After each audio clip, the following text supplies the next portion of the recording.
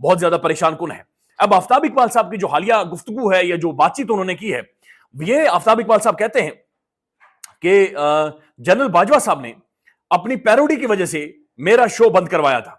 यानी जनरल बाजवा साहब ने, उस वक्त के मिलिट्री चीफ ने, आफ्ताब इकबाल साहब का शो बंद करवाया था और फिर उनके लिए हालात बहुत ज्यादा मुश्किल हो गए। आफ्ताब इकबाल साहब के ऊपर एक ये भी दबाव था, चूंकि ये इमरान खान को सपोर्ट करते हैं और इमरान खान की बहुत सारी चीजों के साथ स्टैंड करते हैं, बल्कि ये आफ्ताब इकबाल साहब ये कहते हैं कि पाकिस्तान की 70 साल तारीख में इमरान खान को मैंने एक गैर मामूली शख्स के तौर पर पाया है। और अब समझ रहे हो, समझ रहे हो ना। सिद्दीक जान साहब लिखते हैं, आफ्ताब इकबाल साहब के हवाले से परेशान कुन खबरें हैं।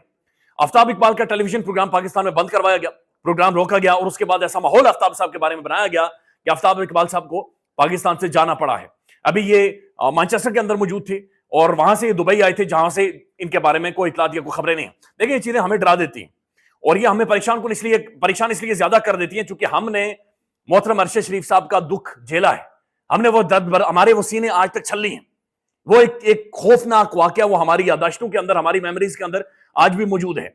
लिहाजा ये जिस तरीके से हुआ है, ये इंतहाई खौफनाक है और ये बहुत ज्यादा परेशान कुन है।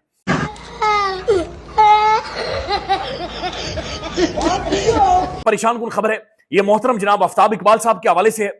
आफ्ताब इकबाल इस मुल्क के दानिश्वर है, एक ऐसा एहसासा है कि जिनका शुक्रिया इस कौम को अदा करना चाहिए। आफ्ताब इकबाल को देखकर नस्लें पाकिस्तान के जवान हुई हैं।